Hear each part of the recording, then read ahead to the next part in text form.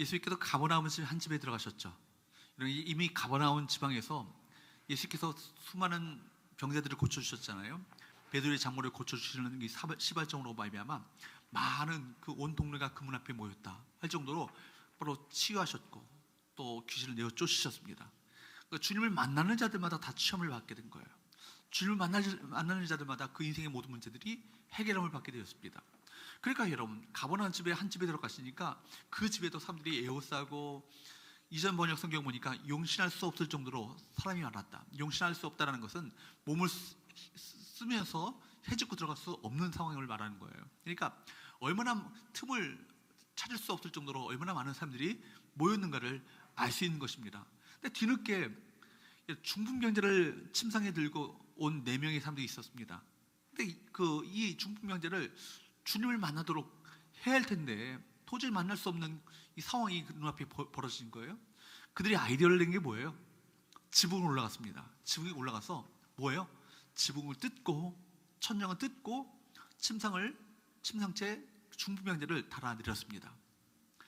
여러분, 그로 인해서 여러분 예수님의 설교는요 중단되었고, 사람들은 놀라서 천장을 바라봤습니다.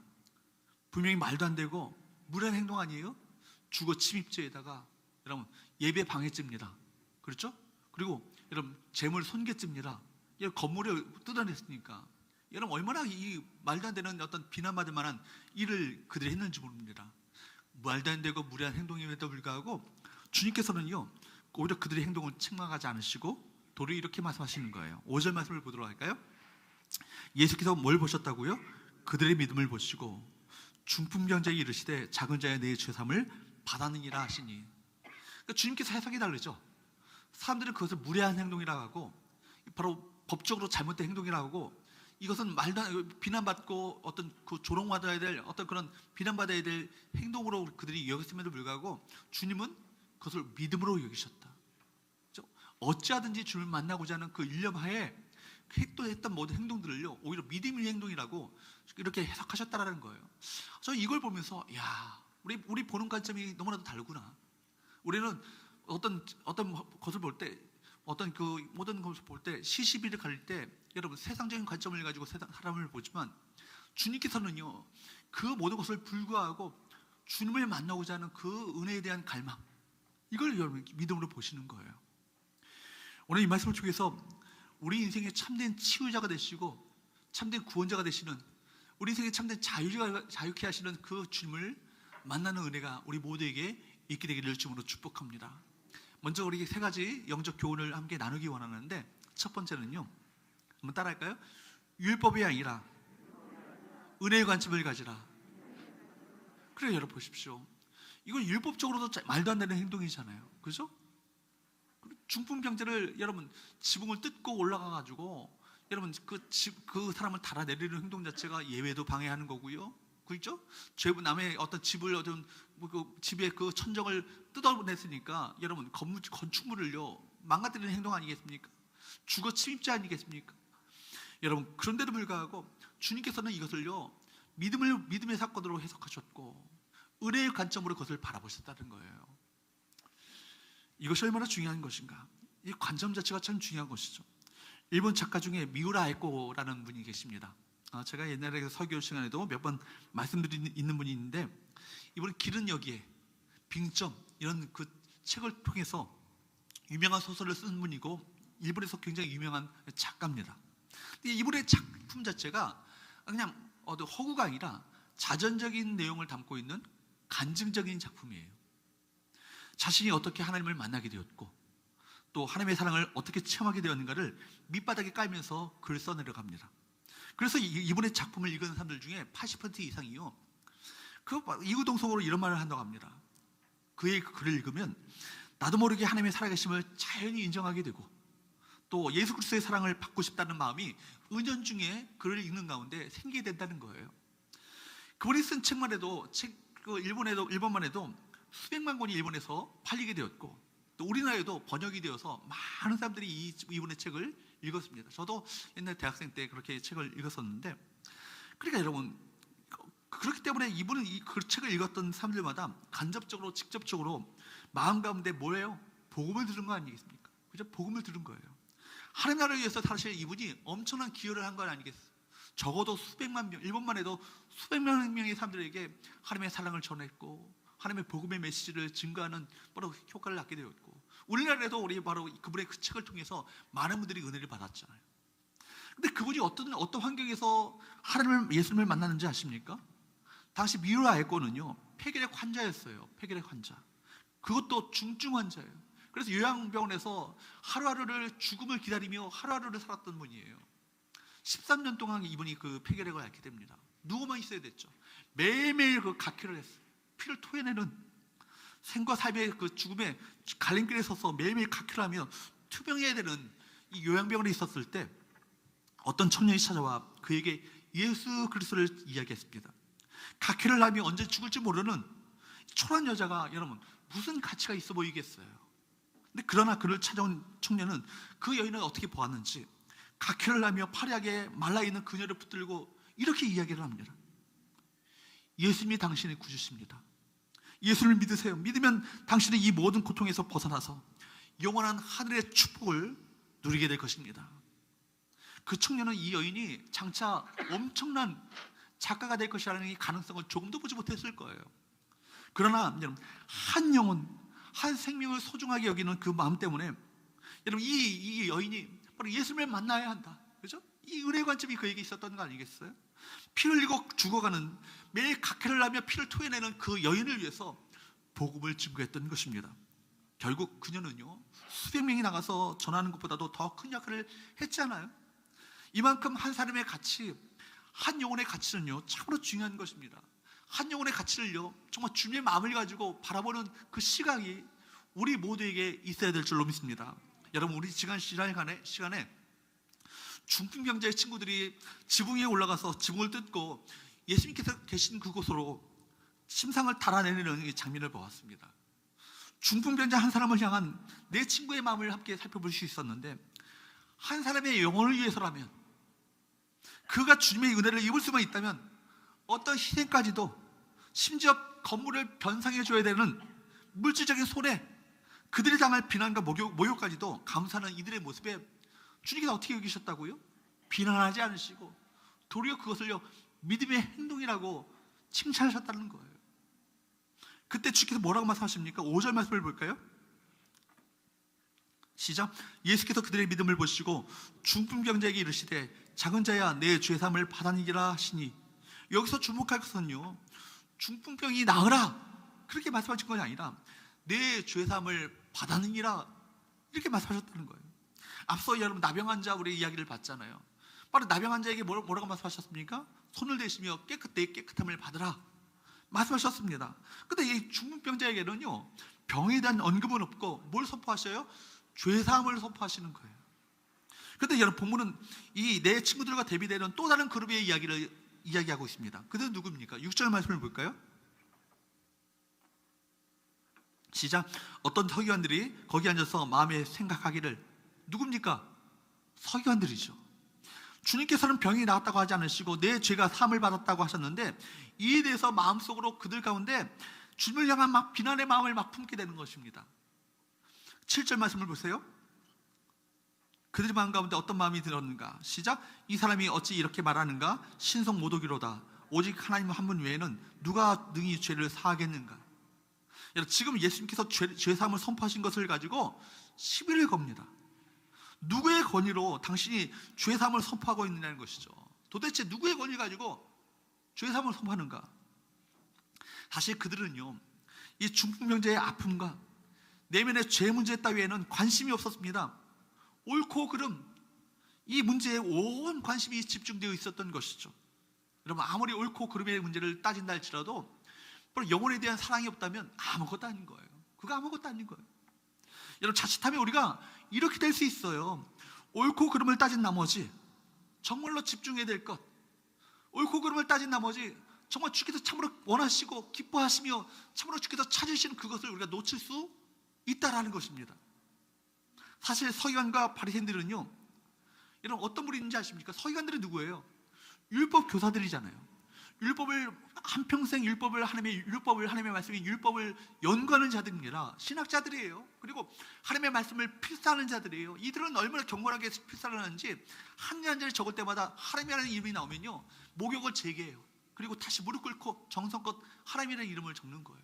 그 정도로 하나님의 말씀을 필사할 때마다 그렇게 정성껏 하나님을 향한 그 열심을 가지고 사랑을 가지고 그 필사했던 이들입니다.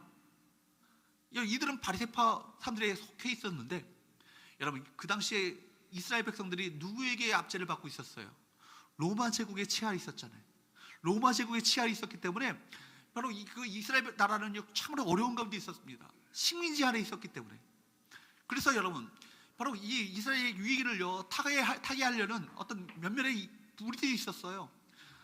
그 중에 열혈당이라는 사람이 있었습니다. 열혈당, 열심당이라고 하기도 하고, 또 셀롯인이라고 하기도 하는, 바로 이것이 운동권, 오늘날 말하면 운동권이에요. 폭력혁명을 통해서 이 나라를 로마의 압제로부터 해방시켜야 한다.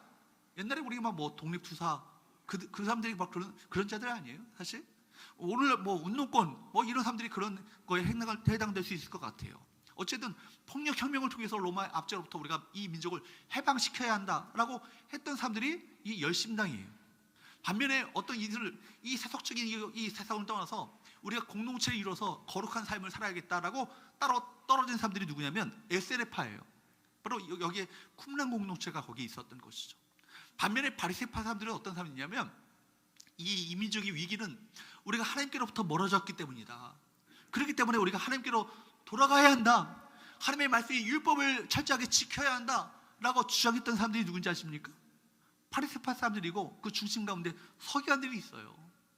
여러분 보십시오. 그런데 이 순수한 영적 개혁 운동을 일으켰던 사람들인데, 아이러니컬하게도 그들이 바로 오히려 이것이 그들의 율법적이고 도덕적인 의를 낳게 된 거예요. 그러니까 율법적으로 자기가 철저하게 지킨다고 하니까 당연히 자신은 의롭고 율법을 지키지 못하는 자들을 정죄하고 비난하고 비방했습니다. 이것이 바로 바리새인들의 잘못이었던 것이죠.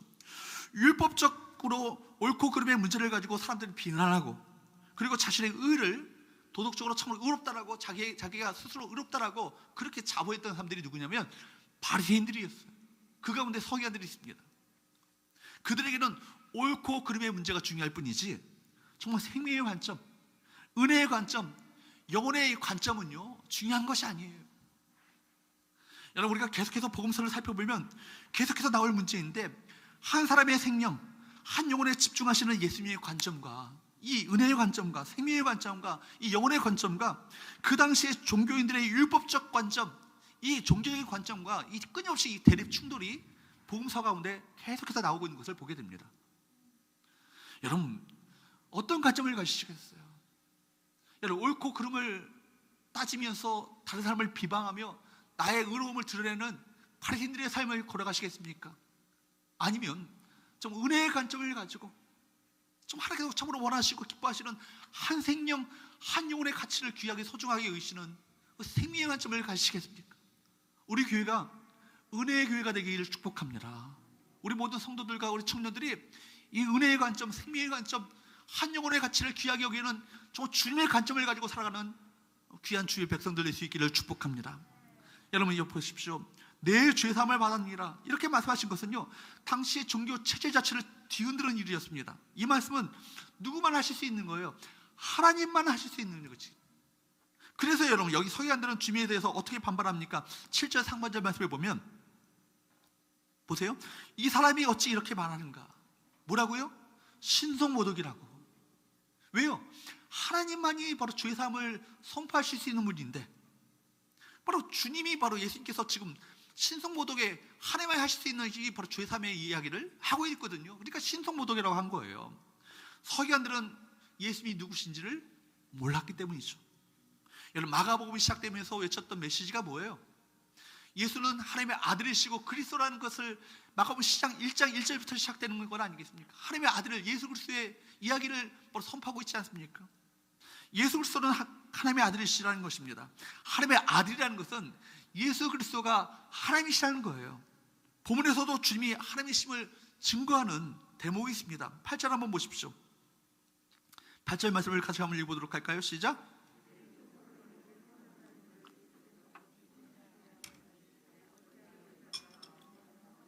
여러분, 그들이 속으로 생각했어요. 말한 게 아니에요.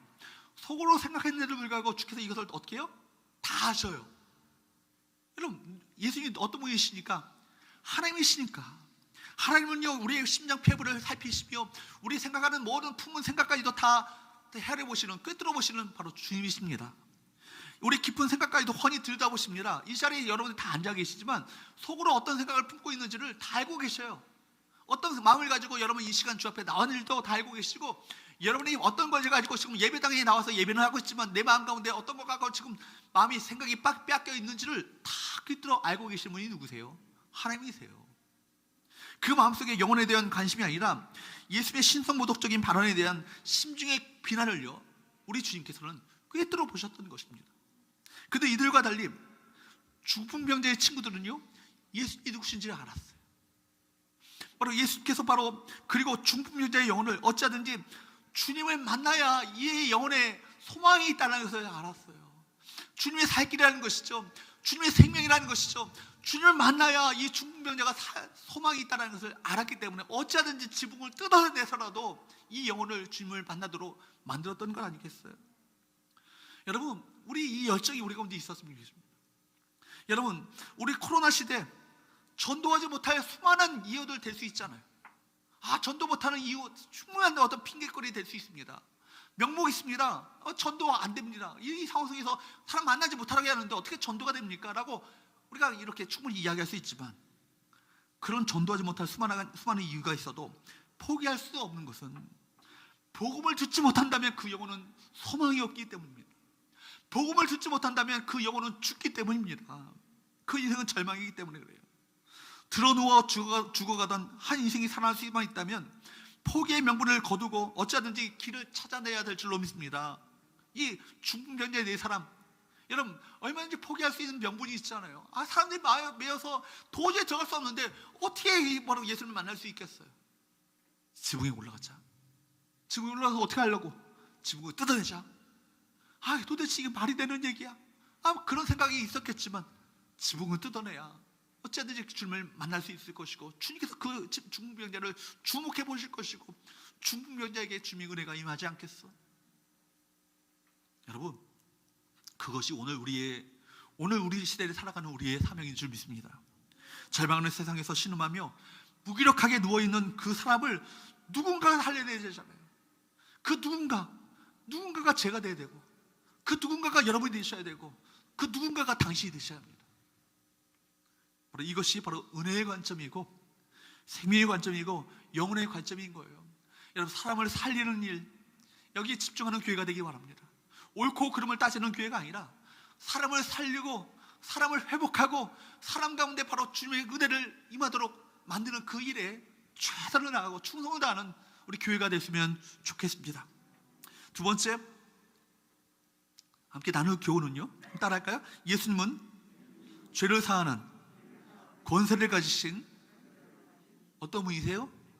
구원자십니다. 구원자시에요. 예수는 죄를 사하신 권세를 가지신 구원자세요. 여러분, 왜 주님께서는 병고침보다 죄사함을 먼저 선포하셨을까요? 저 한번 이렇게 생각할 수 있을 것 같아요. 다 중병자를 이렇게 세우신 다음에 그 다음에 딱 선포하기를 내 죄사함을 받았니라, 이렇게 말씀하실 수 있잖아요. 그렇죠? 그런데도 불구하고 주께서 먼저 죄사함을 선포하시는 거예요. 그래서 오히려 서기관들, 이 바리새인들의 마음에 심중의 비난을 자초하셨습니다. 여러분, 주님께서는 당신 자신을 어떻게 소개하고 계셔요? 10절 말씀을 보세요. 시작. 그러나 인자가 땅에서 죄를 사하는 권세가 있는 줄을 너희로 알게 하려 하노라 하시고 중풍병자에게 말씀하시되, 주님께서 왜 죄사함을 먼저 선포하셨는가? 이 땅에서 죄를 사하는 권세가 주님에게 있다는 사실을 알도록 하기 위해서 이렇게 하셨다는 거예요. 근데 여기 보면 굉장히 중요한 단어가 나오죠. 노란색, 어떤 단어예요? 인자라는 말이에요. 사람의 아들. 여러분, 인자라는 단어입니다. 인자라는 단어는요, 마가복음 안에 많이 등장합니다. 특별히 마가복음 핵심 구절인 10장 45절에도 뭐라고 말씀하시는지 아십니까? 마가복음 10장 45절 말씀을 보도록 할까요? 시작. 인자가 온 것은 섬김을 받으려 함이 아니라 도리어 섬기려 하고 자기 목숨을 많은 사람의 대속물로 주려 함이니라. 여러분, 인자, 사람의 아들이라는 이 단어는요, 주로 구속을 위해 오셨음을 강조할 때마다, 우리의 구원자로, 우리를 대속물로 당신 자신을 주기 위해 오셨다는 사실을 강조할 때마다 사용하는 단어예요. 여러분, 하나님의 아들이신 예수님이 왜 육체를 입고 사람의 아들로 이 땅 가운데 오셨어요? 우리 인간의 죄를, 인간 안에는 누가 있어요? 내가 들어있잖아요. 우리 모두의 죄를 대신하여 죽으시고 죄의 문제를 해결하시기 위해서 이 땅 가운데 오신 거예요. 보십시오. 주님께서 십자가에 달리신 것은요, 단순히 불쌍하다 정도가 아니에요. 사실 십자가에 달리신 예수님을 바라볼 때마다 우리가 여러분 뭘 보셔야 돼요. 십자가에 달려야 될 그 자리에 사실 예수님이 아니라 내가 달려 있어야 될 그 자리예요. 내가 지옥의 형벌, 지옥의 심판, 지옥의 저주를요, 내가 내 죄과로 말미암아 그 죄를 내가 그렇게 받아야 하는 건데, 누가 대신 받으신 거예요? 인간의 육체를 입고 이 땅에 오신 사람의 아들 대신 예수 그리스도께서 대신 대속물로 당신 자신을 주심으로 말미암아, 십자가에 달려 죽으심으로 말미암아 내가 담당해야 될 지옥의 형벌, 지옥의 심판, 지옥의 저주를 주님께서 십자가에서 다 당하시는 것입니다. 그러므로 여러분, 이 죄의 문제를 해결하시기 위해서 오셨음을 강조할 때마다 이 인자, 사람의 아들을 이 호칭이 강조됩니다. 그러니까 인자는 결국 뭐와 연결되는 거예요? 십자가와 연결되는 거예요. 십자가와 연결되는 거예요. 왜 예수님이 이 땅에 오셨습니까? 우리를 죄에서 구원하시기 위해서 이 땅 가운데 오셨잖아요. 마태복음 1장 21절 말씀에 보면 마리아가 예수님을 잉태하고 나서 결국 잉태하게 될 때 바로 아들을 낳게 될 것이라고 천사의 이야기를 듣습니다. 그때 뭐라고 말씀하세요? 같이 읽어보도록 할까요? 시작. 아들을 낳으리니 이름을 예수라 하라. 이는 그가 자기 백성을 그들의 죄에서 구원할 자이심이라 하니라. 여러분, 예수의 이름의 뜻이 뭐예요? 구원이라는 뜻이에요. 왜 구원이라는 이름의 그 뜻에 그 예수라는 이름을 붙여요? 이는 왜냐하면 그가 자기 백성을 그들의 죄에서 어떨 자이시기 때문에, 구원할 자이시기 때문에. 여러분, 예수님께서 바로 그 인류의 죄의 문제를 해결하시기 위해서 인간의 몸을 입고 오셨습니다. 그래서 여러분 십자가에 달려 죽으신 거예요. 그 십자가에서 여러분 우리가 담당해야 될 죄의 그 심판을요, 주님이 당하신 거라고요. 죄는요, 죄의 값을 치러야 되잖아요. 죄를 지면 그냥 넘어갈 수 없잖아요. 죄의 값을 치러야 돼요. 깜빵에 가든지 사형당해 죽든지 죄의 값을 치러야 합니다. 그렇죠? 근데 여러분, 우리가 죄값을 치르지 않고 우리가 죄의 용서함을 받게 되었어요. 하나님의 아들이 되었어요. 하나님의 자녀가 되었어요. 하나님의 백성이 되었어요. 여러분, 이것이 공짜로 얻어진 건데, 바로 공짜로 얻어진 것은 아니에요. 사실은 뭐의 대가가 이루어진 거예요? 십자가의 그 대가가 치러졌기 때문에 이 은혜를 우리가 받게 된 것 아니겠습니까? 그래서 여러분, 주께서 십자가 위에서 우리가 당해야 될 모든 그 죄의 심판을 대신 당하심으로 말미암아 수치와 조롱과 멸시와 형벌과 고통을 당하시고 죽으심으로 우리가 치러야 될 죄의 값을요, 주님께서 대신 지불하신 거예요. 이것을 대속이라고 합니다. 대신해서 속하였다. 속했다는 말 자체가 뭐냐? 속량이라는 말 자체가 값을 지불했다는 거예요. 지불했다는 거예요. 그래서 여러분, 주께서 십자가에 달리셔서 마지막으로 외쳤던 외침이 뭐예요? 다 이뤘다는 말 아니에요. 다 이뤘다. 근데 다 이뤘다는 말 자체가 사실은 시장 용어예요. 경제 용어라고요. 시장에서 사용되는 용어라고요. 여러분, 어떨 때 사용하냐면, 이 컵을 샀어요. 컵을 사게 해가지고, 컵을 사기 위해서 내가 이거를 컵을 사기 위해서 이게 만약에 2만 원이라고 하면 2만 원의 값을 다 치렀어요. 돈을 1,000원짜리 다 세가지고 완불했다는 것이죠. 청산했다는 거예요. 이게 테텔레스타이 히라보 그 말입니다. 그러니까 여러분, 십자가에 달리셔서 주께서 내가 청산했다, 완불했다, 이 말을 할 때 어떤 사람들은 이해하지 못했을 것 같아요. 근데 여러분, 그 안에는요, 깊은 이 대속의 의미가 담겨져 있는 거예요. 왜요? 우리가 당해야 될 죄값을 누가 치르신 거라고요? 예수님께서 십자가에서 다 치르신 것이기 때문에. 여러분, 우리의 모든 죄값을 지불하시고 완불하셨다는 것입니다. 그렇기 때문에 누구든지 예수를 믿으면 우리 죄를 사함을 받습니다. 그분이 우리의 죄의 문제를 해결하실 유일한 구원자가 되시는 거예요. 그렇습니다. 그리스도는요, 단순한 설교자가 아니에요. 단순한 치료자가 아니에요. 어떤 분이 되시는 거예요? 우리의 구원자가 되십니다. 내 죄 사함을 받으니라. 그렇기 때문에 이 말씀은 아무나 할 수 있는 말이 아니에요. 병 고치는 일을 하는 거 누구나 많은 사람들이 할 수 있습니다. 의사도 병을 고칠 수 있고요. 심지어 이방 종교도요, 병을 고치는 기적이 나타나기도 해요. 무당이 병을 고치기도 하잖아요. 그죠? 무당이 자기 후하에 있는 귀신을 내어 쫓기도 하잖아요. 여러분, 그러나 죄 사한 일은요 아무나 할 수 없는 거예요. 주님은 중풍병자에게 몸으로 찾아오는 고통보다 더 큰 고통은 뭐예요? 죄로부터 오는 고통임을 너무나 잘 알고 계셨기 때문에 이 죄 문제를 다루신 것입니다. 10절 말씀을 다시 한번 봅니다.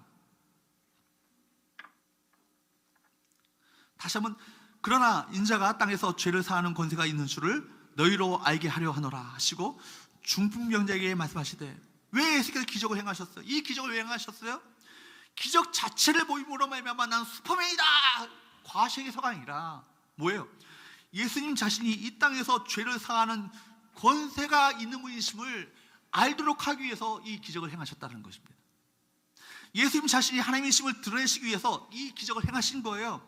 여러분, 예수님은 이 중풍병자뿐만 아니라 그 중풍병자를 데려온 사람들에게, 더 나아가 이 기적을 경험한 그 자리에 있었던 모든 사람들에게 자신이 죄를 사하는 권세를 가지신 하나님이심을 드러내 보이셨습니다. 그렇습니다. 여러분, 예수님은요 죄를 사하시는 권세를 갖고 계신 분이세요. 이 세상 속에는요, 이 세상 역사 속에서 얼마나 엄청난 일들을 했던 사람들이 얼마나 많이 있습니까? 그죠? 슈바이처, 존경할 만한 분들이 참 많이 있죠. 아인슈타인, 리빙스턴, 그죠? 에디슨, 여러분, 테레사 수녀, 이런 분들 보면요 참 존경할 만하고 참 많은 사람들에게 칭송을 받는 분들입니다. 그러나 하지만 예수님처럼 죄를 사하는 권세를 가졌던 분은 아무도 없습니다. 어떤 인물이 이 세상에 자신이 죄를 사하는 권세를 가졌다라고 이야기한 적이 있겠습니까? 이 세상에 어떤 인물이 인류를 구원하는 능력을 가졌습니까? 이슬람의 창시자인 마호멧이요, 어느 날 군중들에게 설교를 하다가 내일 멀리 보이는 산을 이곳으로 내가 옮겨 놓겠노라 그러는 거예요. 그러니까 많은 사람들이 기대를 가졌죠. 야, 우리가 엄청난 기적이 우리 가운데 일어나겠구나. 저 산이 여기로 옮겨온다니, 다음날 되니까 뭐라고 말하는지 아십니까? 저 산을 여기로 옮겨오면 당신들 깔려 죽을 거니까 내가 그 일 그만두겠더라고. 핑계거리죠. 참 못하니까 그런 얘기를 하는 거 아니에요. 여러분, 불교의 석가는요 죽을 때 유언하기를 뭐라고 하는지 아십니까? 너희 자신을 믿으라고. 그렇게 하고 죽었어요. 공자에게 사람들이 묻습니다. 사람이 죽으면 어떻게 될까요? 사람이 죽은 후에는 어떤 일이 일어납니까? 라고 물으니까, 내가 땅의 일도 모르는데 하늘의 일을 내가 어떻게 알겠느냐고. 참 현명한 대답인 것 같은데 얼마나 한계점을 드러내는 어떤 이야기들입니까? 그러나 예수님께서는요 하늘과 땅의 권세를 가지신 분이십니다. 여러분, 우주를 창조하신 하나님이십니다. 영원부터 존재하신 하나님이세요. 그분만이 우리 모든 인간의 죄를 바로 용서하실 수 있는 그분이심을 믿으시기를 축복합니다. 그러므로 세 번째, 따라하겠습니다. 기적보다 죄사함이 우선이다. 기적보다 뭐가 우선이에요? 죄를 용서함을 받는 것이 우선이에요. 사랑하는 여러분, 성경의 대표적인 재앙이요, 여러분, 전쟁과 기근과 전염병입니다. 그런데 이 셋은요 따로 떨어져 있는 것이 아니고 서로 연결되어 있습니다. 그 안에는 뭐가 숨어 있어요? 인간의 죄가 숨어 있습니다.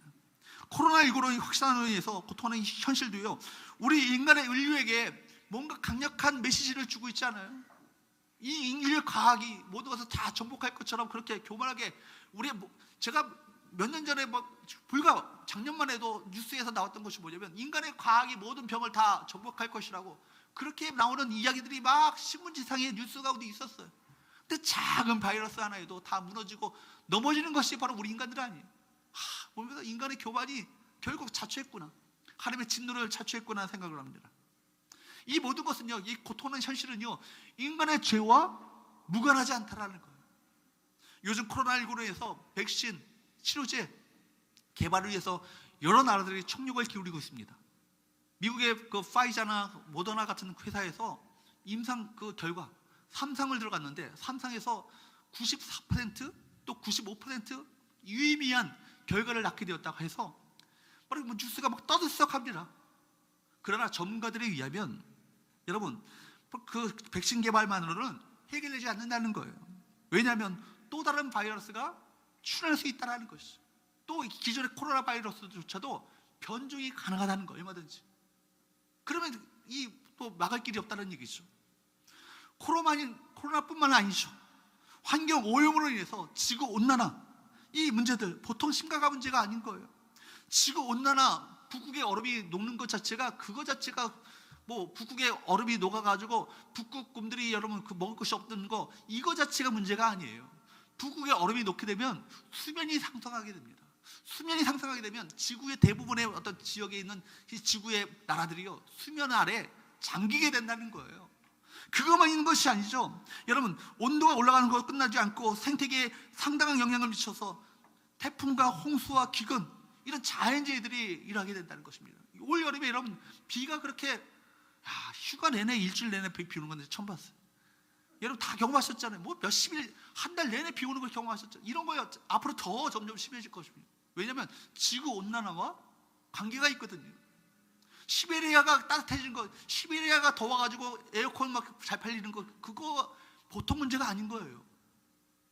여러분, 인간의 탐욕으로 인해서 생태계 파괴가 이어지고요, 그 폐해는요 고스란히 인간에게 돌아옵니다. 온 세상은 신음으로 가득하고 계속 무너지고 깨지고 썩고 죽어가고 있습니다. 지금도 전쟁과 테러 얼마나 많이 일어나고 있습니까? 그죠? 수많은 형태의 갈등들, 기아로 죽어가고 원인 모르는 질병으로 고통받고 있습니다. 피조물들의 탄식은 깊어가고 있습니다. 환경 보존을 위해서 우리가 노력해야 되겠지만 점점 악화되어 가고 있는 이 현실을 막을 길이 없는 거예요. 점점. 여러분 20세기 과학자들이 뭔지 아십니까? 20세기 과학자들의 어떤 연구 결과가 뭐세요? 여러분 지진과 자연재해 이게요 19세기보다 몇십 배가 20세기 말에 빈번하게 더 강하게 강도가 심해졌다는 거예요. 예측은 뭐냐면 21세기 와서는요 그것이 더 많이 더 강도가 세진다는 얘기 아니겠어요? 소망이 뭐예요? 다시 오실 주님, 그죠? 이런 현상 자체가 여러분 그냥 만연하게 여기시면 안 됩니다. 왜 이런 일들이 일어나고 있는가를 우리가 분명히 깨달을 수 있어야 된다는 거예요. 여러분 모든 인간의 탄식은요 인간의 타락과 깊이 연결되어 있습니다. 인간의 탐욕으로 말미암아 피조물의 탄식이 점점 깊어가고 있는 것입니다. 창세기 3장에서 시작된 죄의 역사는요 인류를 비참한 상태 가운데 빠뜨리겠어. 로마서 8장 22절에 바울은 이렇게 이야기합니다. 같이 읽어보도록 할까요? 시작. 피조물이 다 이제까지 함께 탄식하며 함께 고통을 겪고 있는 것을 우리가 아느니라. 피조물이 다 탄식하고 있대요. 지금 현시에 여러분 이 피조물들이 이 탄식하는 이유가 뭐예요? 하나님의 아들이 오시기를, 하나님의 아들 대신에 예수님이 다시 오시기를 그 피조물들도 조차도 고대하고 있는 건 아니겠어요? 이런 세상 가운데 예수 그리스도만이 온전한 소망이 되시고 참된 구원자가 되시는 거예요. 우리가 온갖 세상의 문제들, 온갖 어떤 그런 문제들을 어떻게 다 해결할 수 있겠어요? 해결할 능력도 없습니다. 다시 말하면 하나님과의 관계가 뒤틀려져 있으면 인간의 죄 문제가 해결되지 않고, 인간의 죄 문제가 해결되지 않는 한 온 세상은 파괴되고 세상의 오염을 막을 길이 없다라는 것입니다. 사람들은요 항상 부분적이고 아주 지엽적인 그 문제를 해결하고자 애를 씁니다. 그러나 근본적인 문제는 뭐예요? 어떤 문제예요? 죄 문제예요. 사람들은 병이 나는 것을 기적이라고 이야기합니다. 그러나 여러분 진짜 기적은요 죄를 사함을 받는 거예요. 죄를 용서함을 받는 거예요. 병 낫는 거요 일시적이에요. 여러분 중풍병자가 지금 병이 났다고 해서 이 사람 평생도록 불로장생 천년만년 살았을 것 같아요? 또 다른 병에 걸려서 다 죽습니다. 다 죽어요. 제가 예언 한번 할까요? 여기 계신 분들 다 죽습니다. 이거는 불행하게도 맞는 예언이에요. 다 영정사진의 주인공이 될 거예요. 젊은 20대들 나 안 죽을 것 같지? 다 죽어요. 다 죽는 거예요. 그러니까 우리 인간은 다 그런 존재예요. 여러분 병 나는 거예요 일시적이에요. 언젠간 다 죽어요. 그러나 여러분 죄의 문제는 뭐예요? 죽는 것으로 끝난다면 차라리 죽는 것으로 모든 것이 끝나버린다면 차라리 난데, 죽음 이후에 우리가 무엇을 맞닥뜨리게 되는 거예요? 심판의 문제를 맞닥뜨리게 되죠. 죄로 인한 심판이 우리가 놓여지잖아요. 지옥의 심판을 우리가 방할 것인가, 아니면 영생을 얻을 것인가? 여러분 죄의 문제가 해결되지 않으면요 지옥의 심판을 맞닥뜨릴 수밖에 없는 것 아니겠어요? 이 바로 죄 문제는 영혼의 문제이기 때문에 이 죄 문제가 본질적인 거예요. 죄 문제는 인생의 고통의 본질적인 문제이기 때문에 이 죄 문제가 우리가 해결되어야 하는 것입니다. 그래서 주님께서는요 중풍병자를 바라보시면서 집중하고 계신 것이 뭐예요? 뭐 어떤 문제예요? 바로 죄 문제예요. 육체적인 질병보다 더 큰 고통과 불행이 바로 죄의 문제라는 것입니다. 바로 주께서 중풍병자를 향해서 먼저 죄사함을 선포하신 것은 중풍병자에 있어서 육체의 질병보다 이 죄사함이 더 절실하고 필요했기 때문입니다. 여러분, 육체가 병든 사람들은요, 대부분 마음이 함께 병들어 있어요. 그 영혼이 병들어 있어요. 또한 대체로 용서의 문제를 안고 있습니다. 오랫동안 질병에 누워 있으면요, 대부분 마음까지, 그 영혼까지 병들게 되어요. 특별히 오랜 세월을 질병으로 누워 있다가 보면 하나님을 원망하게 되고 자신의 인생을 저주하게 되고 주위 사람들을요 원망합니다. 이것이 먼지처럼 쌓이죠. 그리고 어떤 경우에는 자신의 죄 때문에 이 저주를 받고 병을 얻었다고 생각하기도 합니다. 그에게는 어떤 죄책감과 정죄감이 그에게 있는 것이죠. 아마 중풍병자에게도 아마 이 죄책감과 정죄감이 그 영혼을 억누르게 만들고 그 문제로 말미암아 그 심한 고통을 겪었을 것을 우리 주께서 보셨던 거예요. 여러분, 우리 주께서 그것을 보셨습니다. 그래서 그에게 먼저 죄사함을 선포하셨던 것입니다. 병든 인생은 언제나 마음에서부터 그 치유가 시작되어야 합니다. 마음을 치유하는 것은 바로 몸을 치유하는 것보다 더 중요합니다. 여러분, 그래서 주께서는 우리 삶의 문제를 치유하실 때 제일 먼저 마음의 문제, 영혼의 문제를 먼저 다루십니다. 상한 마음을 먼저 고치십니다. 여러분 중에 우리 가운데 인생에 수고하고 무거운 짐진 것들, 그 문제를 가지고 기도하는 분 계십니까? 그 문제를 해결해 주시기 전에 주님 먼저 치유해 주셔야 될 영혼의 문제, 용서의 문제, 죄의 문제는 혹시 없습니까? 그런 것들이 우리 영혼을 올가매고요, 우리의 기쁨과 능력을요 좀먹게 하고 있는 것입니다. 우리에게 많은 문제가 있지만 우리 주님께서 보시는 관점은 분명해요. 뭐예요? 바로 죄 문제입니다. 내가 먼저 죄사함을 받아야 한다, 이거죠. 이게 살 길입니다. 내가 먼저 죄사함을 받아야 한다. 이게 생명의 길이고 이게 소망의 길이다. 이것을 우리에게 알려주고 계신 거예요. 사람들은 중풍병자가 일어나 걷기만 하면 모든 문제가 다 해결될 줄로 생각합니다. 그러나 그렇지 않아요.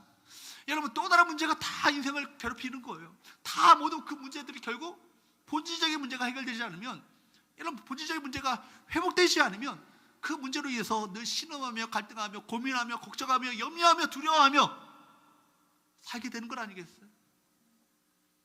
그 본질적인 문제가 해결되려면 문제가 되지 않는 거예요. 우리 인생의 문제가 되지 않아요. 초막이나 궁궐이나 내 주 예수 모신 곳이 그 어디나 하늘나라가 되는 건 아니겠어요? 여러분, 그 영혼의 문제가 해결되지 않으면 그 인생은요 여전히 중풍병자처럼 자유롭지 못합니다. 죄에 눌려서 살게 되는 거예요. 그러므로 죄의 문제를 해결하는 것이 우선입니다. 육체의 치유보다 더 중요한 문제가 있어요. 우리 마음과 영혼이 죄로부터, 상처로부터 자유케 되는 것입니다. 육신의 건강보다 속사람이 강건케 되는 것, 이것이 더 필요하고 중요한 것입니다. 사랑하는 여러분, 바울도 여러분 속사람의 강건을 위해서 기도했잖아요. 우리 공동체를 위해서, 교회들을 위해서 편지 보낼 때보다 속사람이 강건케 되기 위해서 기도했잖아요. 그렇죠? 우리 주께서도 이제 중풍병자에게 무엇을 명하십니까? 11절 12절 말씀을 볼까요? 11절 12절 같이 읽습니다. 시작. 내가 내게 이르노니 일어나 내 상을 가지고 집으로 가라 하시니 그가 일어나 곧 상을 가지고 모든 사람 앞에서 나가거늘 그들이 다 놀라 하나님께 영광을 돌리며 이르되 우리가 이런 일을 도무지 보지 못하였다 하더라. 주님께서 이제 일어나 내 침상을 들고, 내 상을 들고 집으로 가라 말씀하셨어요. 여러분, 이 침상, 이 상, 그가 누워 있었던 이 침상 자체를 생각해 보세요. 어떤 상이겠어요? 그 슬픔과 한숨이 배어있는 자리 아니겠어요? 그 자리는 도저히 뗄 수 없는 운명처럼 여겨졌던 자리 아니겠습니까? 침상이 가는 대로 가고 침상이 놓이는데 그 육신이 누해졌던 그 상 아니겠습니까? 아마 오랫동안 누워 있었다면 그에게 등에, 온몸에 욕창이 생겼을 것이고 욕창으로 말미암아 진물이 흘러나와 그 침상은요 욕창의 그 진물로 얼룩지었던 그 침상 아니겠어요?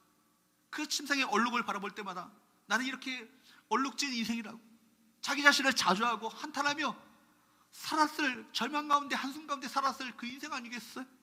근데 그 침상을 어떻게 하시래요? 일어나서 침상을 들고 가라고 말씀하시는 거예요. 새로운 인생이 여러분 늘 시작되었습니다. 모든 것이 회복되시는 은혜가 열리게 되었어요. 뿐만 아니라 저는 이 말씀을 보면서 침상을 가지고 내 상을 가지고 어디로 가라고요?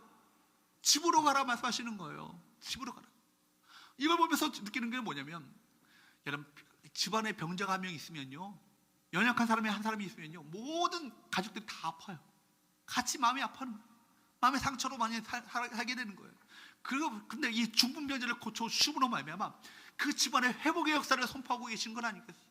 너희 집안에도 하나님의 은혜가 임할지어다 말씀하시는 거예요. 여러분, 예수님께로 나오십시오. 모든 것이 회복되어지는 은혜가 거기에 있습니다. 여러분, 예수님을 통해서 우리 근본적인 죄의 문제가 해결되고 뿐만 아니라 지금까지 들어놓고 있었던 인생이라면, 여러분, 이제는 침상을 들고 일어나 주의 능력을 통하고 정말 살아가는 그네가 있게 되기를 주님으로 축복합니다.